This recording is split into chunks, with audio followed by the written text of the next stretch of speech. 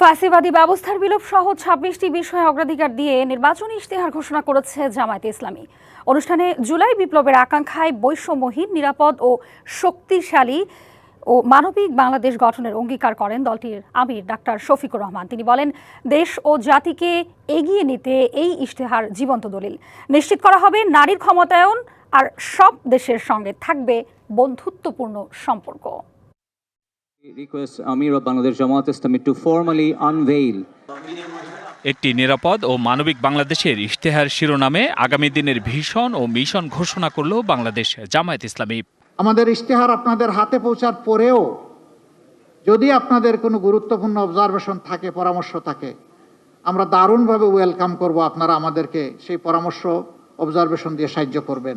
রাজধানীর একটি হোটেলে আয়োজিত অনুষ্ঠানে অংশ নেন বিভিন্ন দেশের রাষ্ট্রদূত, আন্তর্জাতিক সংস্থার প্রতিনিধি, কূটনীতিক, দেশের বিশিষ্ট নাগরিক ও বিভিন্ন রাজনৈতিক দলের নেতারা। আমি একজন লার্নার হিসেবে আপনাদের কাছ থেকে যদি শিখতে পারি, আমি আমার নিজেকে ধন্য মনে করব। সরকার পরিচালনায় 10টি দফায় গুরুত্ব দিয়ে 26টি বিষয়ে অগ্রাধিকার দিতে চায় জামাত। 8 ভাগে তুলে ধরা হয় 41টি ভিশন। আমাদের ইশতেহারটি 10টি মূল বিষয়কে কেন্দ্র করে তৈরি করা হয়েছে। 5টি মৌলিক বিষয়ে হাঁ বলতে চায়, আর তা যথাক্রমে সততা, ঐক্য, ইনসাফ, দক্ষতা ও কর্মসংস্থান। ঠিক তেমনি 5টি বিষয়ে আমাদের অবস্থান দ্ব্যর্থহীনভাবে না। আমরা শক্তভাবে না বলতে চাই দুর্নীতি, ফ্যাসিবাদ, আধিপত্যবাদ, বেকারত্ব ও চাঁদাবাজিকে।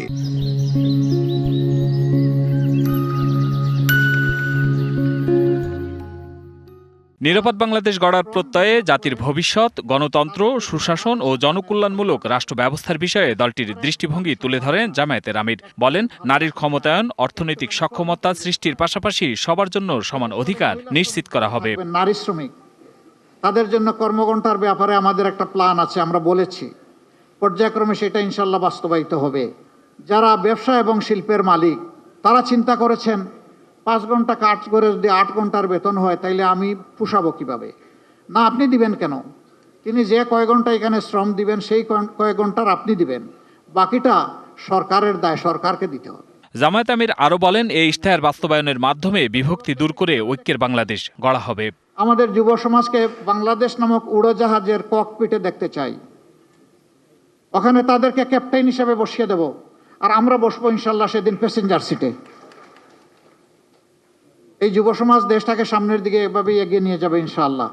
আল্লাহ যদি আমাদেরকে সুযোগ দেন, আমরা যুগান্তকারী বিপ্লবিক পরিবর্তন আনব। তাদের সন্তানেরাও একদিন এমনভাবে বেড়ে উঠবে যে ওই চা বাগান থেকে বেরিয়ে আসা একজন মানুষ, সেও দেশের প্রধানমন্ত্রী হবে ইনশাআল্লাহ। দেশ ভালো থাকলে ভালো থাকবে সবাই। ক্ষমতায় গেলে সব দেশের সাথে সমতার ভিত্তিতে বন্ধুত্বপূর্ণ সম্পর্ক নিশ্চিত করবে বলেও জানান জামায়াতের আমির ডাক্তার শফিকুর রহমান। জনগণকে বলেছি, আমি জামাতে ইসলামীর বিজয় চাই না, আমি 18 কোটি মানুষের বিজয় চাই। Hasan Al Mamun, DBC news, Dhaka.